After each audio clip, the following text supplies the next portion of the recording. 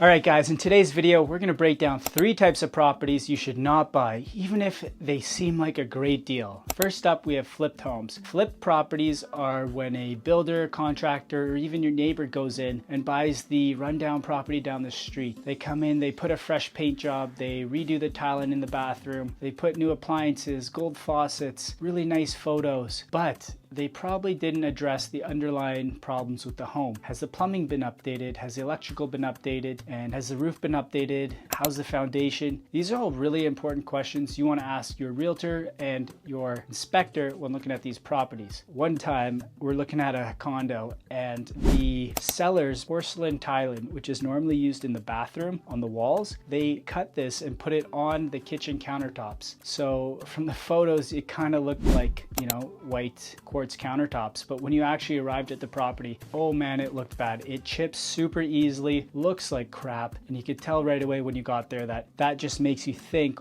what other shortcuts or cheap materials did they use in other parts of the reno? So when you're looking at these properties, make sure your inspector checks the foundation and looks thoroughly through the home. Not all flips are bad. Some are done by qualified professionals where, they pull the permits, they spend a good chunk of money on the reno, and it turns out really nice, and you're pretty much moving into a newer home. So in those instances, it's a win. But, if there's cracks in the foundation that weren't addressed, or if there's more serious issues with the property, this could cost you hundreds of thousands of dollars down the road. So just be wary. Next up, we have homes that are older. We're talking early 1900s, even 1970s or 80s. Now, a lot of these homes could be great properties, but if a lot of the main mechanical, plumbing, electrical hasn't been updated, you could be running into issues. We've gone through older homes with clients where you could roll a golf ball and it's just gonna veer right or veer left or slope down or roll right back towards you. Sometimes foundation issues, especially in North Vancouver where there's a lot of properties built on the side of ravines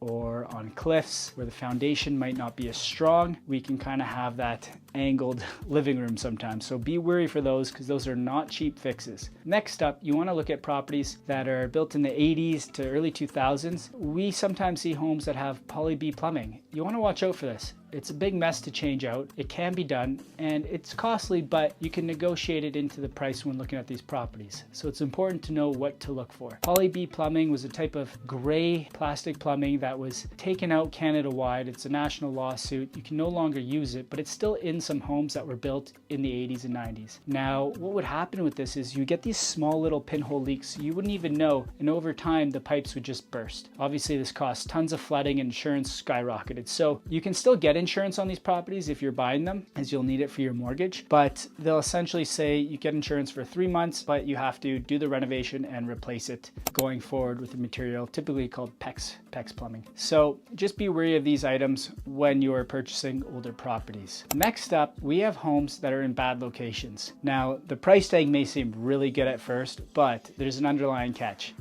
There could be a SkyTrain station close by. You could be backing onto the freeway. You could be near a school where parking is extremely difficult, or you could be backing onto commercial properties where it's very busy. All these things play a factor. Even though you're okay with it, you want to think about the resale value down the road and for your future buyers. We usually see these properties actually sit on the market a little bit longer, sell for a little bit of a discount as well, as this is all factored in. Now, one hitting tip I want to mention to you guys is when you are looking at properties that are in a good neighborhood, check what's around it. We have tons of zoning changes lately. So if there's a big major bus loop close by, now in the city of Vancouver, you are actually designated for mid-rise zoning anywhere close to that. I think it's within 500 meters around it. Don't quote me on that. But what friendly neighborhood you may be buying into today could rapidly change in the next 5-10 years. The city plans what each neighborhood is going to look like down the road, and you can see these on the city's websites. So get your realtor to check this out for you so you know what's going around your neighborhood in the future as well. If you found any of this helpful, we'd love to chat and help you find your next property. We work in the greater Vancouver area, home sales